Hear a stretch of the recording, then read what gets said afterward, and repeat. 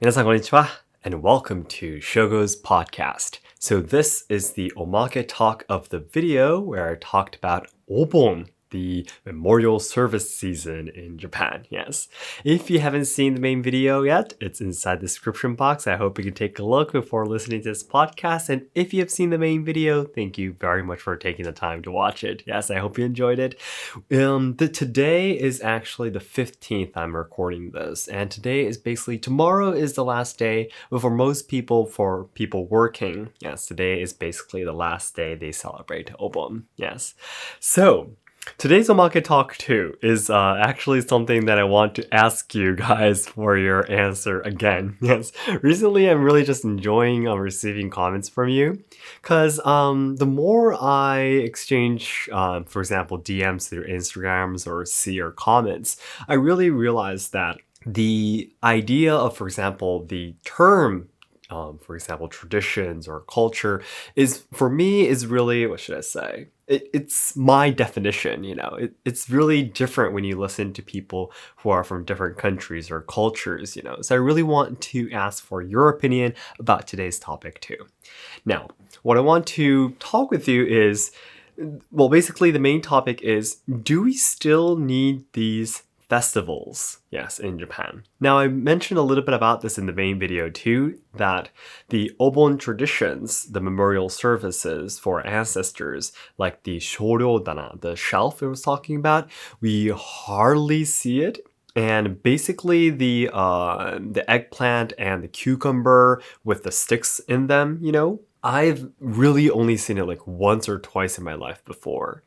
And otherwise, I think most people go to the summer festivals in Japan today and do the Obon, for example, probably don't understand what the true meaning of the dancing is about, I explained that it's originally originated from the Buddhism sects of doing the chanting while dancing and such, but I think hardly anyone knows about that, yes. So what I want to say here is that, do we need to continue these traditions? Like it could be for Obon, it could be for the New Year something something, or things like that, Because this is what should I say, a debate that goes on in Japan quite often too.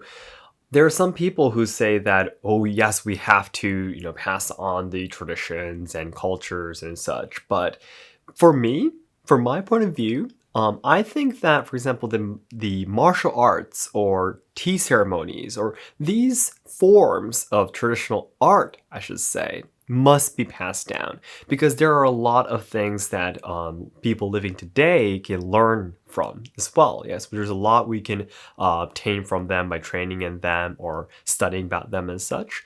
But the festivals, though, to be honest, I know a lot of, for example, the dancing or the decorations, they're very traditional, and they are, of course, a piece of art as well. But at the same time, though, if the Japanese people today don't have, for example, the faith towards believing that that ceremony or that festival is important, just leaving, what should I say, this shape, I guess, just the ceremony, and there's no like hearts inside, if that makes sense.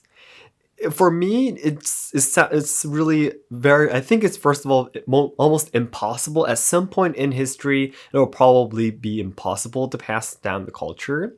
And also, I think it's not that meaningful to do that in the first place. And I say that especially because, for example, when I was in Hiroshima, there was this a festival that was held every year in our local community in Hiroshima City. And what happens is that they do these festivals every year, and there is the local government, or I think it was some people who were responsible for that, but they go to each houses to collect money to do that festival. Yes.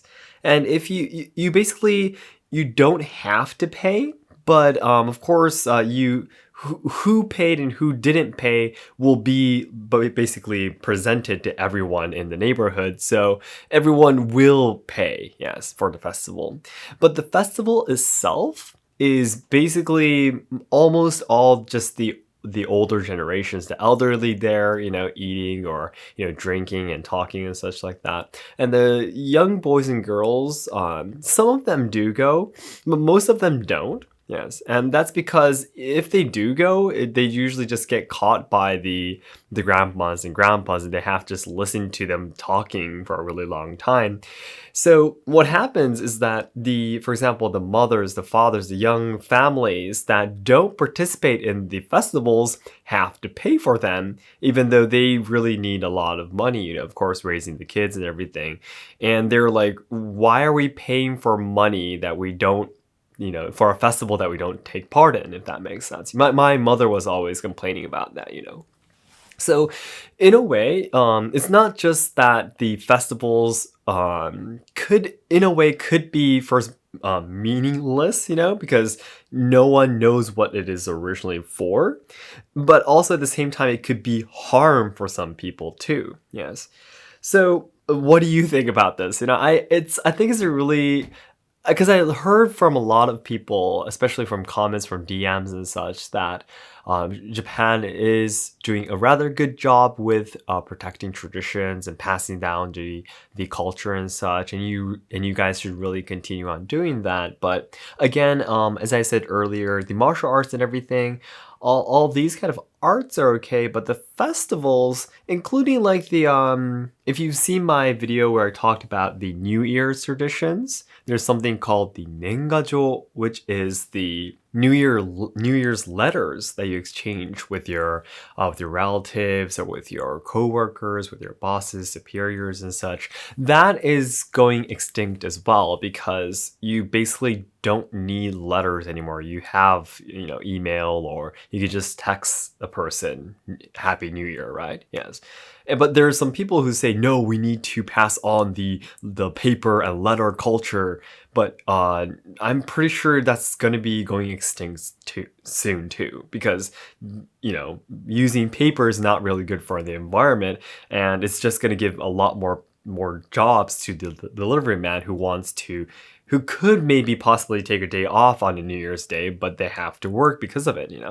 So I think many of the festivals and these kind of culture should change a lot more compared to, of course, traditional art, Yes. What do you think about this? Do you think there's a purpose for us to pass down the seasonal festivals and these traditions? And if you think we should leave them, could you give me what you believe why we should do that? Yes. It might be, I don't know, would it be the same for Halloween or Christmas and such too? What do you think about that? Because in Japan, I think we definitely celebrate Halloween, Christmas, maybe even Valentine's a lot more than our original traditions.